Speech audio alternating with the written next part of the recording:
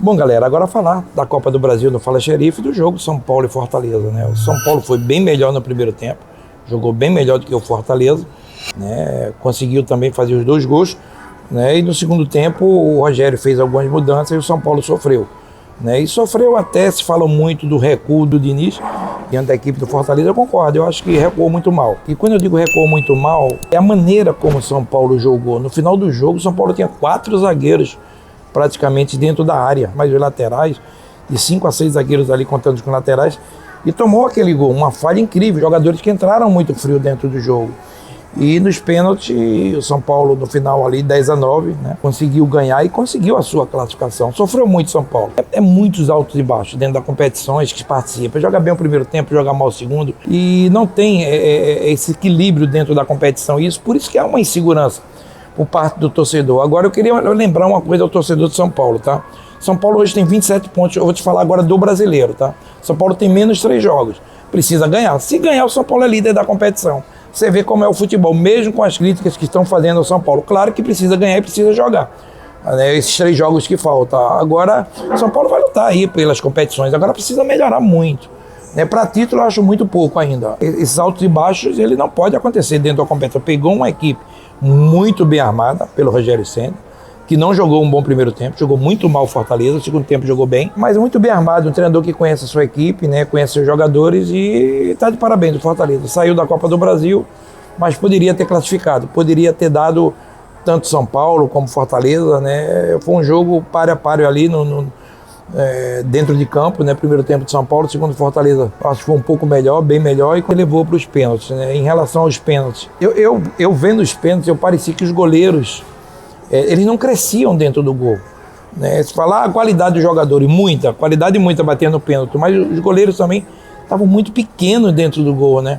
Pareciam apequenados com os atacantes, né? E naquele 10º lance lá, o jogador do Fortaleza bateu e o goleiro de São Paulo fez uma bela defesa. Mas, enfim, foi um jogo pau a pau ali, lutado pelas 2 equipes, né? O São Paulo mais uma vez mostrando o lado goleador do Brenner, né? O Brenner eu conheço muito bem, tive com ele na categoria de base, te digo.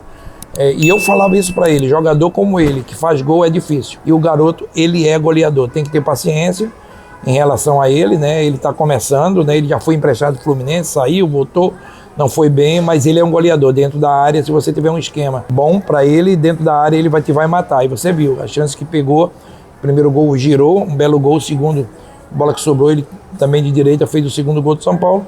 Enfim, é um jogador jovem e com muita qualidade dentro da área, sabe fazer gol como poucos hoje no futebol mundial. E o São Paulo, parabéns pela classificação, agora precisa melhorar. E outra coisa em relação ao Daniel Alves, né? Falava que ele gostaria de jogar na lateral direita, ele não jogou na lateral direita, ele jogou no meio. Mais uma vez, e o Tietê jogou de lateral direito, né? Eu gostaria de ver o Daniel na lateral direita, mas isso é uma opção. Eu acho que ele rende pouco.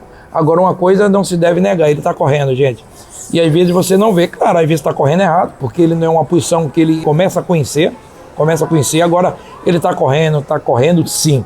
Está dando a vida, você vê um jogador experiente com o que se já ganhou, poderia estar encostado ali, com tudo que se tem, o salário não, mas está dando a cara. E eu gosto do Daniel Alves, eu gosto da sua personalidade.